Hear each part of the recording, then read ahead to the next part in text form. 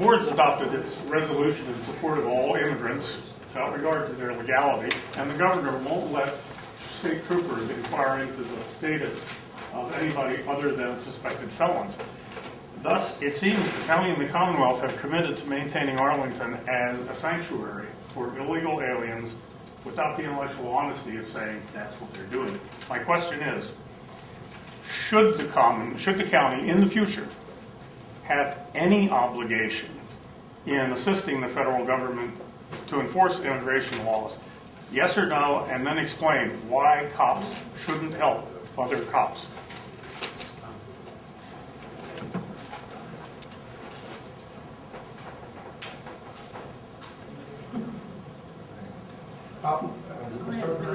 Okay, I'll start off with this.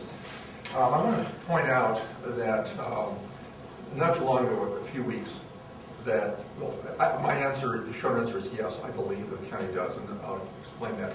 That Raphael Behar, the Arlington County Republican chairman, did make some statements that I support, and he said basically that they were very limited and focused on the immigration issue. Basically, he agreed that we should comply with all state laws that require local jurisdictions to deny certain public benefits to illegals. All right, that's fairly clear. What's not so clear is what role does the Arlington Police Department have in this? And Behar said, and I agree with that the policy of the police, as I understand it, is to encourage that is when someone who is suspected illegal is arrested for a felony or suspected participation in a gang or a violent crime, that the county police are only encouraged, and that I think is a quote, to inform ICE officials. And Behar stated, and I agree, that it should be a policy of the police department to inform ICE. I agree with that. I think that in that respect, I agree that the police department does have an important role.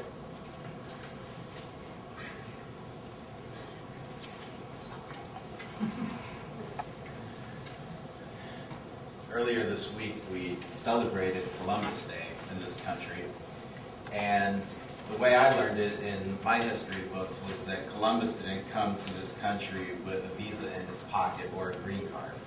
So before we start blaming so-called illegal immigrants for all of society's ills, why don't we take a look in the mirror and see the history of the society that we've built up in this country. This country was built up on slave labor and built up on the genocide of the indigenous people who inhabited this country. In addition, we acquired half of the United States in a war of aggression against Mexico.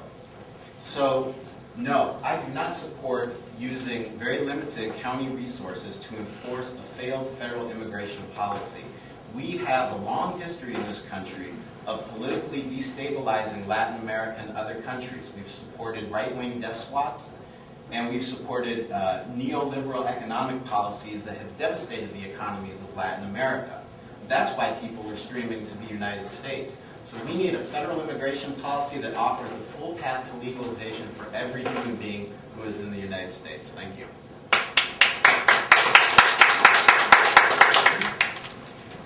Well, I think the federal law is broken, and I am very concerned. I don't know if they fix the law. I think we'd want to look at it. But where we are now, sir, I don't want us to be enforcing it.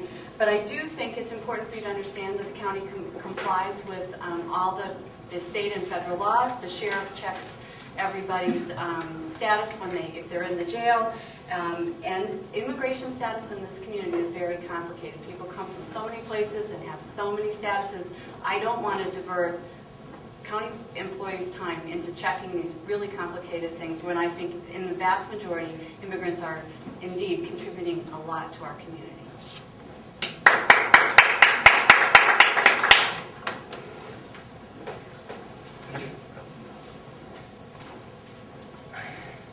The federal government hasn't done a very good job for us. Yes, I comply with the law. I'm a lawyer.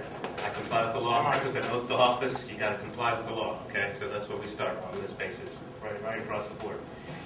The federal government hasn't done a very good job with this. They should have come out and taken a more aggressive stand, but they've left it to the states to deal with this issue. Governor Warner in 2005 passed a law that came through the legislature, signed it, and basically says that government services such as housing grants and so forth should not be given to these folks. Whether you think it's wrong or right, it doesn't matter. It's the law, okay? We should comply with the law. in terms of federal enforcement of guidelines for police and so forth, you have to follow the law. That's where I come from. I mean, Joe talked about the fact where it's kind of wishy-washy. There's 6 crimes there and so forth that they talk about from terrorism, given the fact that we're where we are today. I hope that they're reporting if they find any terrorist activities in this county. And for other violations such as murders and robberies and so forth, they should be reporting those folks to the federal government. It's the right thing to do. Because in the end, you know, if you're indicted and you're found guilty of a crime in this country, you can never become a citizen. You will always have to live underground. And that's no way to go through life either. Thank you. I wanted to wait for all here in front to share the views on immigration. Thank you for the question. I'm proud to have generated the idea of the resolution. I led the way, working together with all of my colleagues. We fully embrace the resolution that supports newcomers, supports the positive contributions that immigrants make to this country day in and day out. The county complies with all federal, state laws that we need to comply with. If a criminal comes to jail, they check thoroughly, and if the immigration status needs to be checked, it is done. I do not support that local governments take on what's a federal responsibility. I've been very active in pushing for comprehensive immigration reform, locally, regionally, statewide, nationally, to try to fix the problem and to put the burden on where it belongs.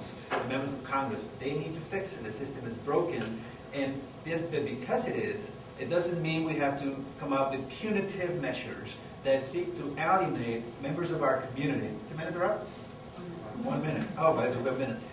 I do not support those measures. I think we need to be providing inclusive policies to integrate and assimilate our immigrant population sooner rather than find ways, like in other places, that is punitive and exclusive.